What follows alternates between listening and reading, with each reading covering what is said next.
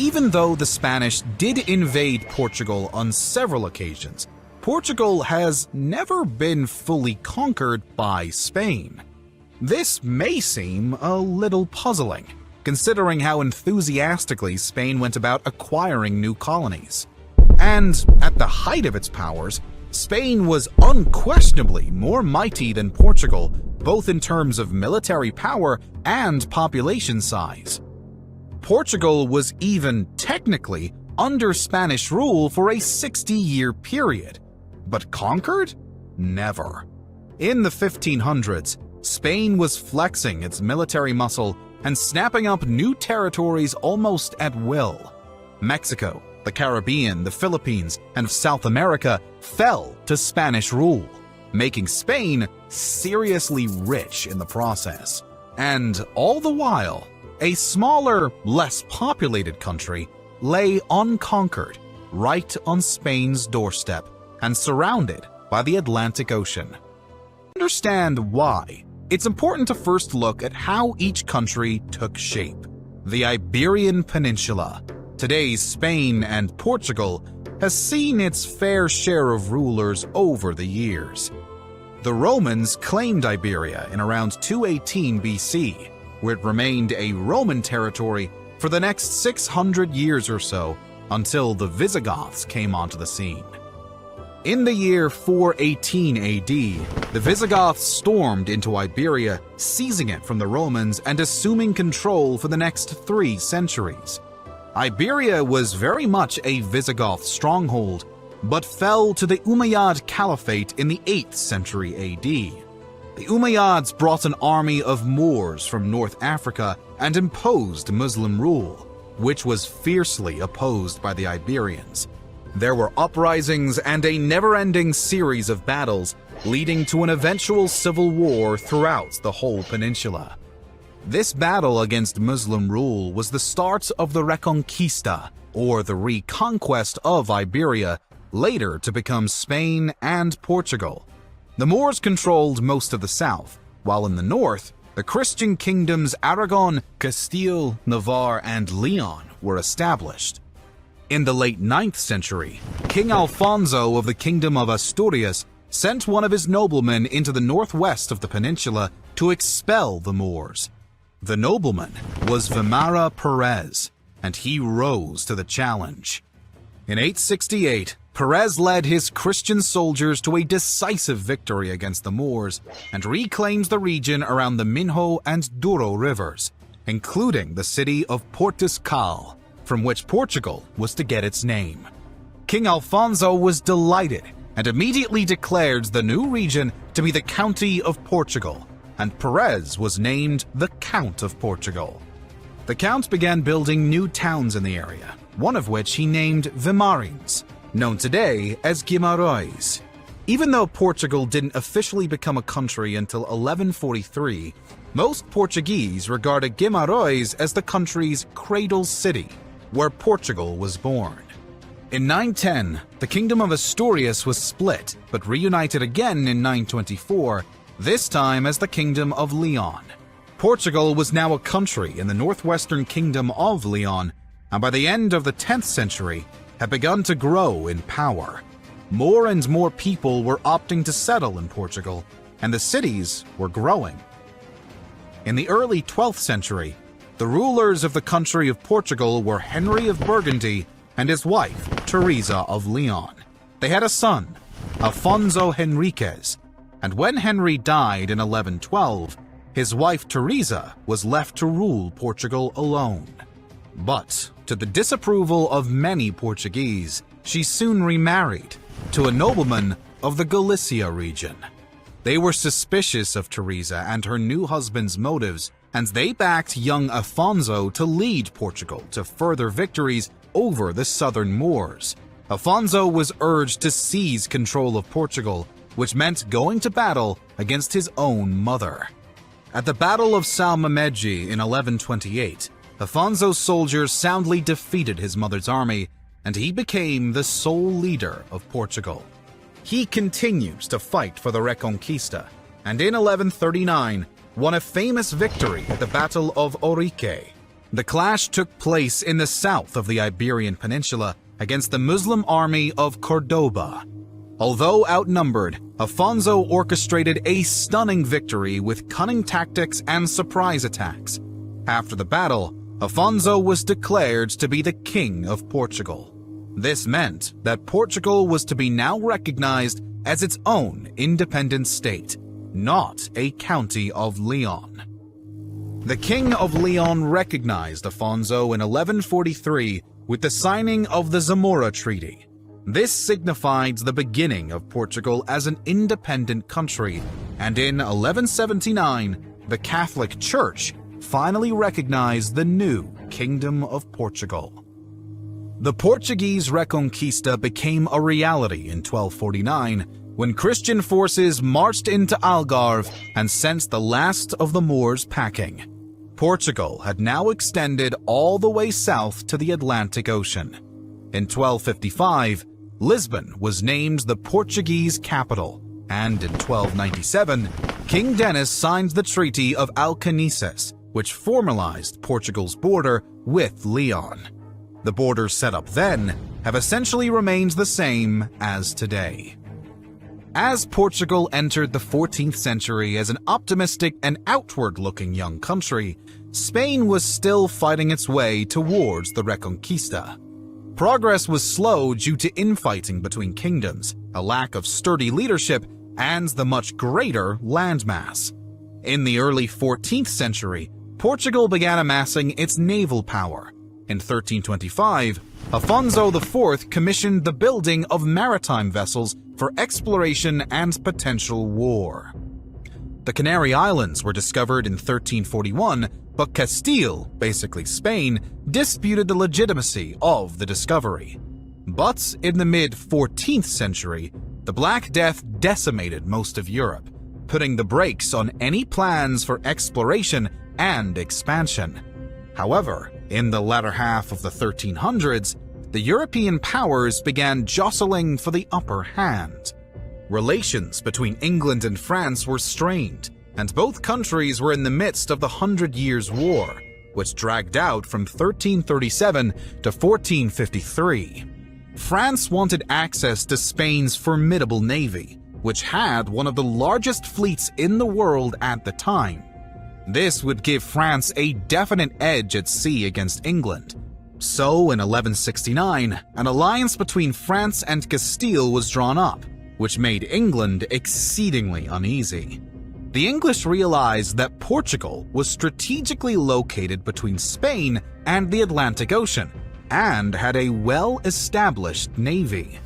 The two agreed on an alliance, with the Anglo-Portuguese Treaty of 1373 sealing the deal.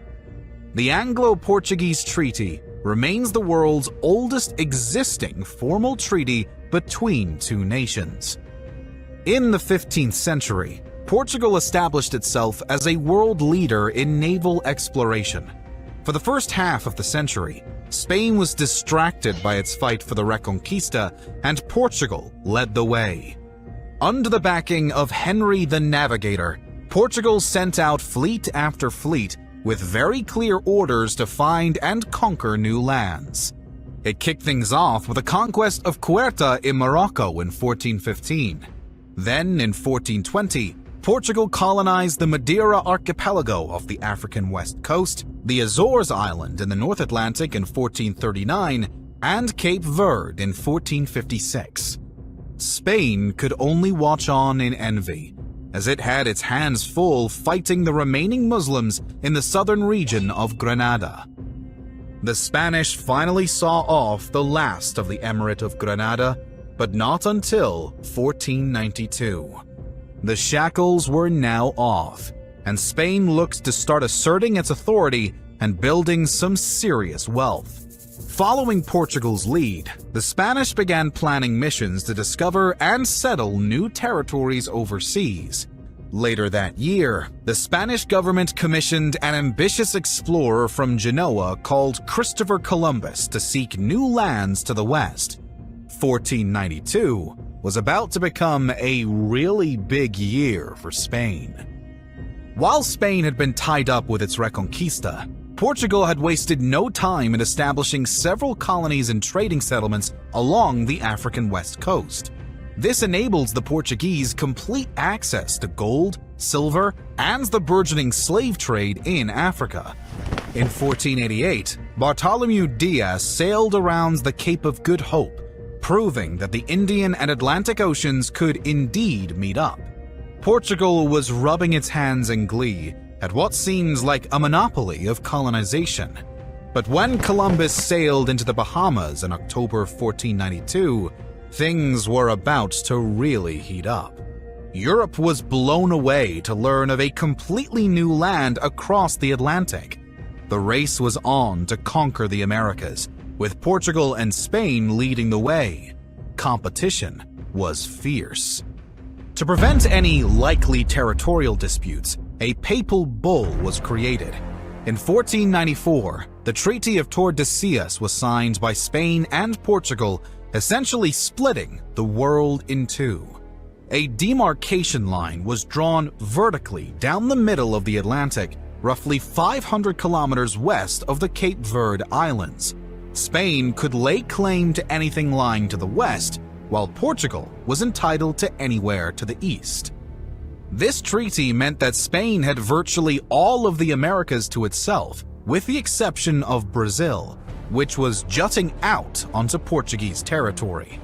With both Iberian countries now victorious over the Moors, it could have been the prime time for Spain to turn its energies to Portugal.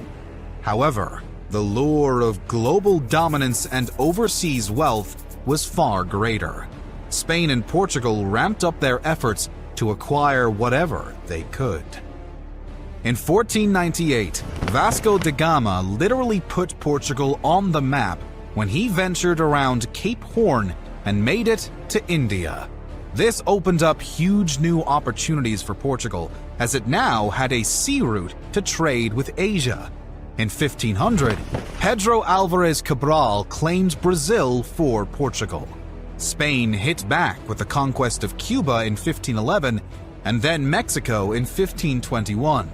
This continued throughout much of the 16th century, with countries amassing huge fortunes from the resources in their new colonies. And then, suddenly, Portugal was left without an heir to the throne.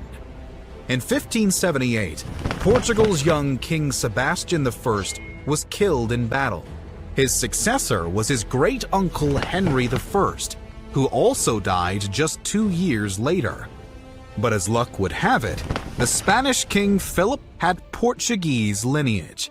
His parents were Charles V, the Holy Roman Emperor, and Isabella of Portugal. He promptly claimed the Portuguese throne somewhat confusingly as Philip II. Bizarrely, both countries now shared the same king but were united only as kingdoms. Portugal still retained its independence, but with strict limitations regarding foreign policy. If there was ever a time for Spain to conquer Portugal, this was surely it. Again though, Spain was too busy in maintaining and developing its overseas colonies. Besides, the Reconquista had exhausted Spain. An invasion of Portugal would have required huge numbers of troops and resources that simply weren't available. Spain also had other concerns. It was engaged in the 80 Years' War with the Netherlands. This meant dragging Portugal in against Portugal's wishes. The awkward alliance with Spain also meant Portugal's treaty with England became null and void. As Portugal was drawn into tensions with the Netherlands, the Dutch-Portuguese War broke out. From 1595 to 1663, the Dutch raided countless Portuguese colonies in Brazil, India, and Africa, and Portugal bemoaned the lack of English support. Meanwhile, nobles in Portugal were incensed with having to pay extra taxes to support Spain. The Union of Kingdoms was deemed to be biased towards Spain. In 1640, Portugal's John IV led a revolt, and full independence was restored with the Portuguese Restoration War. This enabled Portugal to mend its relationship with Britain, which proved to be very useful in the late 18th century. The 7 Years' War between England and France led once again to tensions between the former Iberian allies. The English-backed Portuguese were invaded by the French-supported Spanish in 1762. Portuguese guerrilla warfare and the onslaught of British naval and cavalry power were too much. Despite the French and Spanish throwing thousands of men into the invasion, they were soundly defeated and withdrew in 1763. This was as close as Spain came to conquering Portugal. Spanish forces had entered Portugal and engaged in conflict. They ran into an unforgiving hilly terrain and a fiercely determined civilian population. When the Spanish troops withdrew, it signaled the final opportunity to conquer Portugal.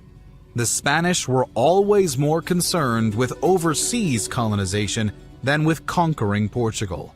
That, in addition to ongoing conflicts with the Moors and other European nations, meant they simply couldn't afford to.